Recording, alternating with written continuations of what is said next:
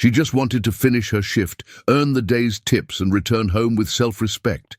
But in that upscale dining room, amidst costly silverware and starched silence, her son did something no one foresaw. He extended his hand. He asked for a dance. And it was as if the world stood still. He, seated at the most exclusive table, had never been confronted with such raw humanity in such a confined space. Because sometimes the most profound moment of your life arises from where you least expect to find worth. It was a Thursday evening at the Elysian, the most exquisite restaurant in Beacon Hill, Boston. Every detail there seemed meticulously crafted to impress, from the hand-blown glass chandeliers to the discreet pianist who never missed a note. Most patrons wore timepieces valued at more than an annual income. Yet in a quiet corner of the room, amidst perfectly aligned tables and impatient gazes, there was an exception. Isabella "Izzy" Miller glided unobtrusively between the tables, balancing her tray with the grace of someone accustomed to being overlooked. She was the only black employee in the establishment and arguably the least noticed. That night, however, she wasn't alone. Ethan, her 10-year-old son, waited for her in a secluded spot. The manager had reluctantly permitted him to stay for an hour until Izzy's sister arrived to collect him. Ethan had a delicate build and an intense gaze. His legs, supported by metallic braces, moved cautiously, as if each step represented a truce between pain and fortitude. As the piano began a gentle melody, he leaned back in his chair, listening intently. It was a slow waltz. Familiar. At the central table, Mr. Jonathan Hayes concluded his business dinner. He was, as usual, tense. His expression was grim, his fingers tapping on the rim of an expensive wine glass. When he surveyed the room, he noticed a young boy slowly rising, leaning with effort. The child traversed a mere 6 feet of embroidered carpet before stopping in front of the waitress. And then, with a soft voice and a trembling gesture, he extended his hand to her. The dining room fell silent. The piano continued, but conversations ceased. All eyes turned, and there, before the most discerning eyes in Boston, something emerged that no one yet comprehended. Jonathan Hayes furrowed his brow, observing the disruption.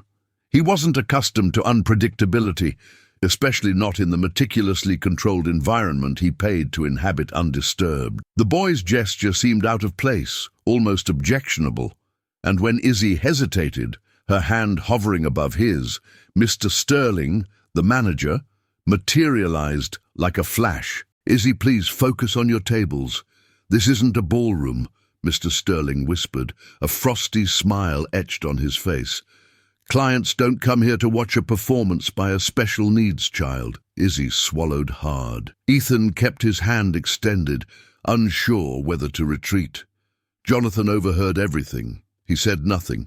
He merely observed, with the detached coolness of someone who signs termination papers as readily as they sign checks. It was the first time his son had traveled with him since his wife's passing 2 years prior.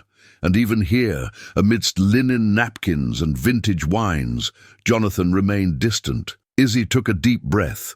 Then she calmly removed her apron and placed it over the nearby chair. "My shift ends now, Mr. Sterling," she stated, her voice firm but polite. She then turned to Ethan, gently taking his hand. "But I can't dance in my apron, can I?" The tension in the air became palpable. Customers whispered. Some sneered. A woman at an adjacent table muttered, "She'll definitely be fired tomorrow," but no one intervened, and no one anticipated what followed. Ethan took a step. Small, uncertain, metallic. Izzy didn't guide him. She simply followed his rhythm. They moved as if entirely alone, 2 figures dancing in slow motion amidst the hush. Jonathan, unmoving, perceived something different in the boy's eyes. It wasn't pity, nor shame. It was presence, pride, and for a fleeting moment, he didn't just see a fragile body striving to walk. He saw someone leading, with spirit. The silence in the dining room was broken by a sharp comment from the manager. "Mr. Hayes, I assure you this will not happen again." She will be properly reprimanded. Jonathan took his time responding. His mind was elsewhere. Or perhaps in an earlier time, when his wife was still alive and danced with Ethan in their living room, even when he could barely stand. It's not about perfect movement, she would say. It's about not giving up on feeling. Izzy carefully guided the boy back. After 3 uncertain steps, they paused. "Thank you for asking me to dance," she told Ethan, with the same formality she'd use with an adult. It was an honor. As she turned to leave, Jonathan stopped her. "Wait, what's your full name?" "Isabella Miller." He repeated the name softly, as if needing to commit it to memory. Then he retrieved a business card from his pocket and extended it to her. "My office, tomorrow, 10 a.m. The entire restaurant seemed to hold its breath. Izzy took the card with steady fingers, but her hand trembled slightly. Jonathan reseated himself, but his gaze didn't return to his plate. It remained fixed on her until she exited through the side door with her son. Ethan looked at his father. "Why did you do that?" The question hung in the air like a heavy cloud. Jonathan didn't answer, but for the first time in a long while, he saw his son not as someone to protect or rehabilitate, but as someone he didn't know. Izzy, as she stepped through the exit, glanced back for an instant. There was no fear in her eyes, nor arrogance.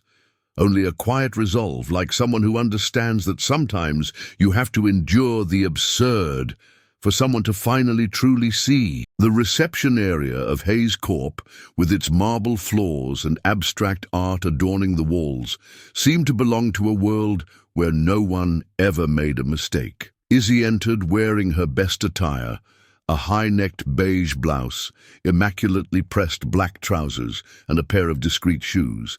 The outfit was simple yet clean, poised, chosen with the same care as a silent armor. "Isabella Miller, I have an appointment with Mr. Hayes." The receptionist observed her as if unsure how to process her presence. She made a call. 16th floor. His assistant will meet you." The elevator ascended slowly. Izzy clutched her purse to her chest, not from fear, but from determination. A mother who had faced crowded buses with a child on her back wasn't intimidated by a glass wall. She just needed to comprehend the purpose of this meeting. On the executive floor, she was greeted by an elegant blonde woman who offered no smile. "Mr. Hayes is on a call. This way." As they walked, Izzy noticed the sidelong glances from employees and executives. A black woman, simply dressed, heading towards the CEO's office, caused discomfort. That image was off script. In the antechamber, the assistant finally broke the silence. "Did he hire you, or is he paying you to keep quiet?" she asked in a neutral, almost casual tone. Izzy smiled, unfazed. "I don't know what he wants yet, but I know what I won't accept." The door opened. Jonathan stood before the glass wall. The city stretched out at his feet. Izzy entered. He turned, his expression controlled, as if commencing just another routine meeting. "Thank you for coming, Ms. Miller. Please, have a seat." But Izzy remained standing. Jonathan studied her for a moment, then went straight to the point. "Do you have a degree?" "I'm an educator. Incomplete master's in inclusive education. I had to drop out for obvious reasons." He didn't hide his surprise. "And you work as a waitress?" "I work where I get paid. Restaurant at night, bookstore on Saturdays. I teach when I find students." Jonathan opened a folder. There were photos, documents. "I researched you. I wanted to understand who the person was who danced with my son." Izzy looked at the images. She recognized her community project. A modest warehouse with children in wheelchairs, on crutches with orthopedic braces. "You founded this with my sister. We call it Essential Movement. A dance classes for children with motor limitations." Jonathan flipped through a few more pages. "It's on the verge of closing. Lack of resources." "Yes." He raised his eyes. "I want you to work for me." Izzy raised an eyebrow. "Not as a waitress, as a therapeutic companion for Ethan." She took a deep breath, pondered, then replied, "No." Jonathan leaned back in his chair slightly, surprised. "You're refusing an offer that would change your financial life." "I don't work for someone who tries to buy affection. and certainly not for someone who only sees color or origin before seeing competence. She pulled a card from her purse, handed it over without ceremony. Essential movement. 218 Maple Street, Tuesdays and Thursdays at 4. First class is free.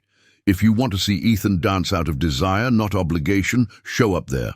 And she left without waiting for a response. Jonathan remained there, surrounded by figures, contracts, and quick decisions. But for the first time in a long while, he didn't know what to do. Deep down, he understood that it wasn't Izzy who needed help. It was him. The following Thursday, Izzy arranged the colorful ribbons hanging from the ceiling of the rented warehouse in the Dorchester neighborhood. Essential Movement had operated there for 4 years. It wasn't a rehabilitation center. It was raw, more human, a space where each child created their own rhythm, and every stumble was celebrated as part of the process. Sarah, her sister, appeared, breathless. There's a luxury car parked out front. Izzy, I think it's him. Izzy paused, breathed, and walked to the door with the same composure she'd use serving water in a fancy restaurant. Outside, a black sedan with tinted windows. Ethan was in the back seat, Jonathan at the wheel. Neither moved. He won't come in, Sarah murmured. Men like him don't set foot in places like this. But Izzy simply watched. There was something in Ethan's face, a quiet longing, a pleasant anticipation. And then, unexpectedly, the car door opened. Ethan slowly descended. He adjusted his braces carefully and looked around, enchanted by the colorful fabrics and the laughter emanating from inside. Jonathan hesitated, his hands on the steering wheel, his gaze lost. Finally, he, too, exited. His blazer was replaced by a simple sweater, but his presence still seemed out of place. He walked to the entrance like someone treading on unfamiliar ground. Inside, children with orthopedic devices moved to the sound of soft music. No choreography, no direction, just spontaneous movement. Does this place have no method? Jonathan asked, skeptically. It does, Izzy replied without turning. It's just not the method you recognize. She knelt to Ethan's height. Want to join in? The boy nodded hesitantly, but he looked at his father as if seeking permission. Jonathan took a second longer than he should have, but he said, Go on, I'm here. Ethan entered the circle with the others. He began to move, shyly, but with willingness. Jonathan stayed outside. Sarah offered him a chair. He accepted, still confused. It's always like this on the first day, she commented. Difficult. For the parents, not for the children. Jonathan observed. He tried to understand. This isn't therapy, he murmured. I hired the best physical therapists. And how has that been working for him? Izzy asked, now beside him, looking into the room. Silence. Inside, Ethan made a turn, awkward, but full of intent. He doesn't need someone to tell him what to do. He needs space to discover for himself. Jonathan didn't reply, but he looked at his son, like someone who for the first time wonders, what if I am the obstacle disguised as protection? The following week, Jonathan Hayes returned, this time alone. Izzy feigned surprise, but she had expected him. He appeared at the warehouse door with a less hardened gaze, not vulnerable but more observant. You came back, she simply said. He asked. Jonathan replied simply. Izzy led him to a back room. On the walls, photos of children in motion, some smiling, others concentrated. On a table, stacks of papers, research drafts, colorful charts with handwritten notes. This is more than just a dance class, he murmured, looking around. It's a pilot project. We combine spontaneous movement with principles of neuroplasticity. Children who don't respond well to traditional methods begin to express themselves when the body is no longer corrected, but listened to. Jonathan turned to her. Why did no one ever tell me about this? Because men like you usually only listen when the subject personally affects them. Izzy said this without arrogance, just with truth. He fell silent. Across the room, an elderly woman entered with slow steps, supported by a cane. She wore an embroidered turban and a necklace with wooden beads. It was Dr. Eleanor Vance, retired, but still brilliant. Mr. Hayes, she greeted with a smile. "The last time I saw your name, you were rejecting my research proposal 3 times. Jonathan's eyes widened. "You oversee this?" "Yes, and Izzy is a co-author of the methodology." The silence between them was more eloquent than any apology. Jonathan looked at the woman who, until recently, had served water at his table, and saw what he had never known to seek, someone with a mission greater than mere survival. "You brought me here on purpose on press day, didn't you?" Izzy nodded. "Because when you rejected our proposal unread, I promised myself I would find a way, and this was the most humane way I could." Jonathan took a deep breath for the first time, acknowledging that he was not the center of the story. In the adjacent room, Ethan slowly stood up. Awkward, but determined. There was silence. Everyone watched. The boy removed one of his leg braces. He tried to stand with the bare minimum. Jonathan took a step forward, anxious. "Wait," Izzy whispered. And then Ethan sure took a step, unsteady, painful, but completely his own. The room erupted in applause, but Jonathan heard nothing. He only saw his son, guiding his own body as if silently saying, "Let me try, even if I fall." That step was worth more than all the rehabilitation sessions money could buy. Jonathan's face, always composed and shielded, was now open.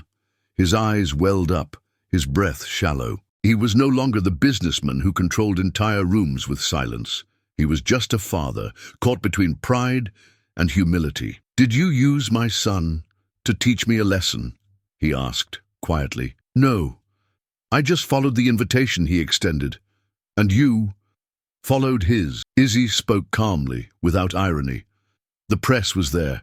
Cameras, microphones, flashes. No one had planned it, but everyone seemed to know something important was happening. A reporter approached. "Mr. Hayes, why are you here today? Is it true your company rejected this project 3 times? Jonathan hesitated. He looked at Izzy, then at Ethan, who was now laughing while helping another child spin on one of their crutches. Then he took a deep breath. "You know what's hardest for someone like me?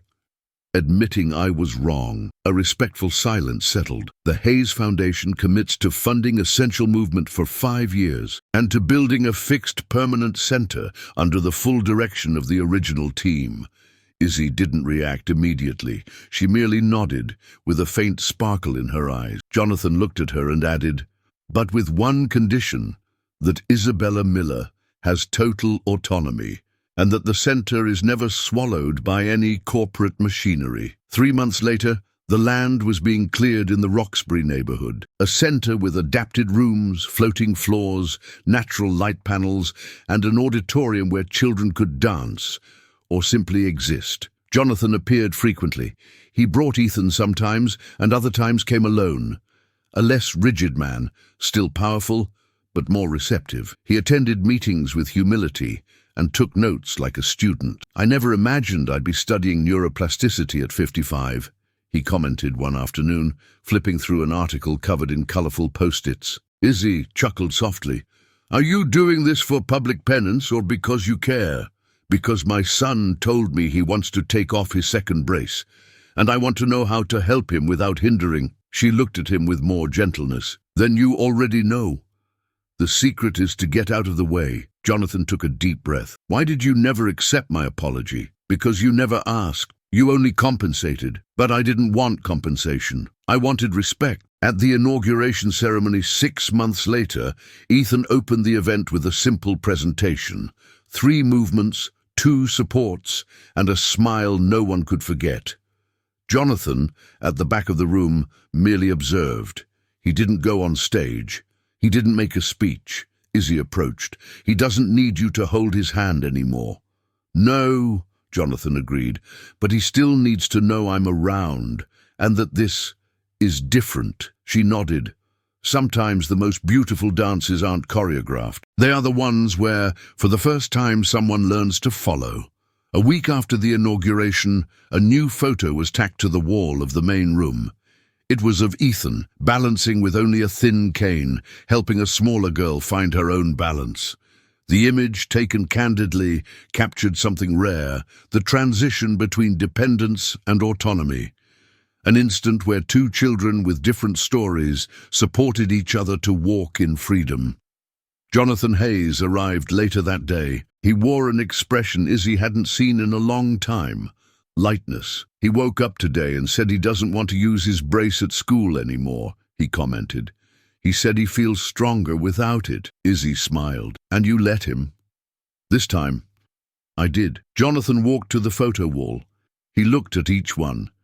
There were handwritten statistics beside them. Progress, fears overcome, small victories. He stopped before the new image of Ethan. He didn't just overcome the accident, he murmured. He overcame my way of loving, the one that protects so much. It ends up suffocating. Izzy approached, her gaze calm. Sometimes the truest love is the one that doesn't hinder. It's the one that watches, even with fear. Jonathan nodded slowly. Thank you, he said. For what, exactly? For teaching me to follow? Izzy didn't reply. She just looked at Ethan dancing with the others, with the naturalness of someone who knows the world can be just when someone has the courage to begin. Because, in the end, true change doesn't happen in speeches. It happens when someone extends a hand, and the other has the courage not to recoil. In the rush of the world, many still believe that power is measured by control, by who speaks loudest, or by who dictates the rules. But this story reminds us of the opposite. Jonathan Hayes, the man who once thought he could solve everything with checks, discovered that affection cannot be bought, that dignity is not negotiable, and that sometimes the greatest gesture of strength is to yield space. Isabella Miller, who was ignored by hurried glances and underestimated because of her skin and origin, never sought revenge. She sought justice and achieved with grace what many attempt through force, to be heard.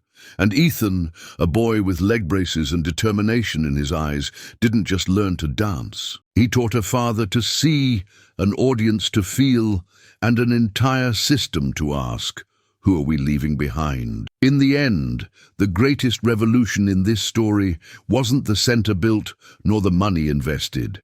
It was the transformation of a powerful man, touched by a simple gesture. It was the silence broken by an uncertain step. And the most beautiful lesson that remained?